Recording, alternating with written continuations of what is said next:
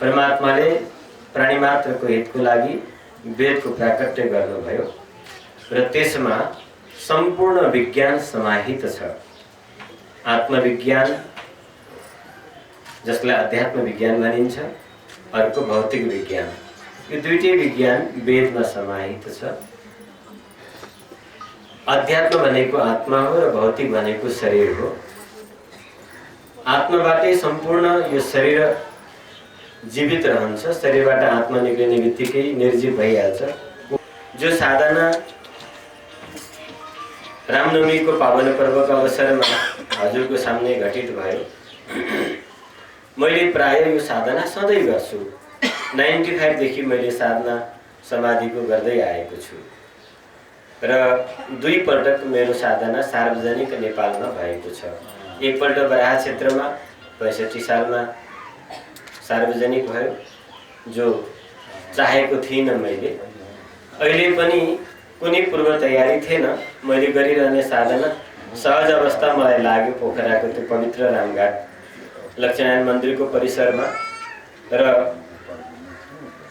भौतिक विज्ञानका चिकित्सक, शरीरका चिकित्सक डाक्टरहरू, मूर्धन्य व्यक्तित्वहरू, मिडिया क्षेत्रका व्यक्तित्वहरू सबैको समकक्षमा भक्तहरूको आग्रहले यो हाम्रो प्रेरणाको लागि हो, गुरुले सबैको सामु बसिदिनुहोस् भनेर भनेको हुनाले म रुचि नहुँदै पनि मैले 9 दिन उहाँहरूले गरेको व्यवस्थामा मैले सामान्य अवधारणा राखेको थिएँ। त्यही तयारीमा म साधनामा बसेँ। यो 9 दिनको मात्रै समाधि होइन, त्यो एउटा कोठाभित्र होइन। म प्रस्ताव राख्छु सरकार पक्षलाई, हाम्रो विपक्षलाई, भक्त पक्ष, सबै पक्ष, मिडिया पक्षलाई पनि म के प्रस्ताव राख्छु भने एउटा 8 मिटर गहिरो खाल्टो खन्नु, एयरटाइट एउटा बक्सा बनाउनुहोस् तपाईँ। त्यो भित्र म बस्छु अनि त्यसलाई कति दिन राख्ने हिम्मत छ तपाईँको? म समय तोक्दिनँ। 1 वर्ष राख्नुहुन्छ कि 10 वर्ष राख्नुहुन्छ कि 10 घन्टा राख्नुहुन्छ, यो तपाईँको हिम्मत। म त्यहाँ बस्छु र म के ग्यारेन्टी गर्छु भने म जुन अवस्थामा बस्छु त्यही अवस्थामा कुनै कुरो माइनस नगरिकन, शरीरको है, भौतिक शरीरको, आध्यात्मिक त तपाईँको कल्पनाको बाहिर। मन इन्द्रियबाट परे अगोचर भनिन्छ आध्यात्मिक विषयमा। गोचर होइन है, यो चाहिँ अगोचर भनेर हाम्रो भागवत पुराण आदिले बार भनेको छ।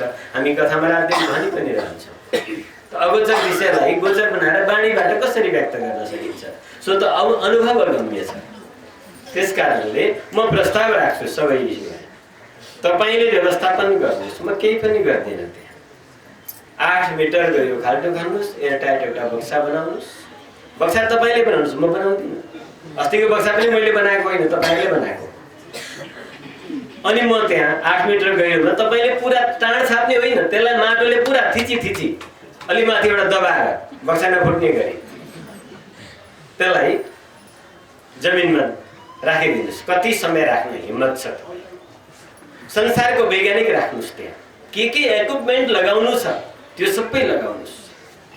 फेरि त्यसपछि यो शरीरलाई बाहिर निकालेर अनि वर्तमान विज्ञान अनुसार परीक्षण गर्नुहोस्।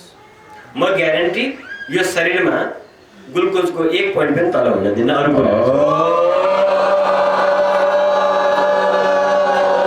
यो कोही तन्त्र मन्त्र भनेर कोही अलग्गै अर्को विषय होइन, यो विज्ञानको विषय हो। विशुद्ध विज्ञान, अध्यात्म विज्ञानको विषय हो। र यो म मात्रै होइन त्यो अवस्थामा पुग्नलाई। यो वस्तु बिना आधारमाथि आकाशमा अडिँदैन। प्लेन पनि आकाशमा उड्छ भने त्यसमा बडो वैज्ञानिक प्रयोग गरिएको हुन्छ।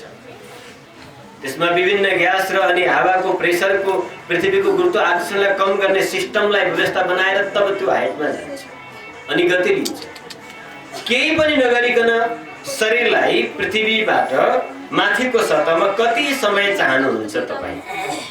यो शरीरलाई म त्यहाँ राखिदिन्छु। अर्को जलभित्र यो शरीरलाई कति समय राख्न सक्नुहुन्छ? म त्यहाँ बसिदिन्छु। तपाईँले पहिले गरेको कुरा त मेमोरीबाट कुनै टेक्निकले तान्नु होला भन्ने कुरा आउँछ।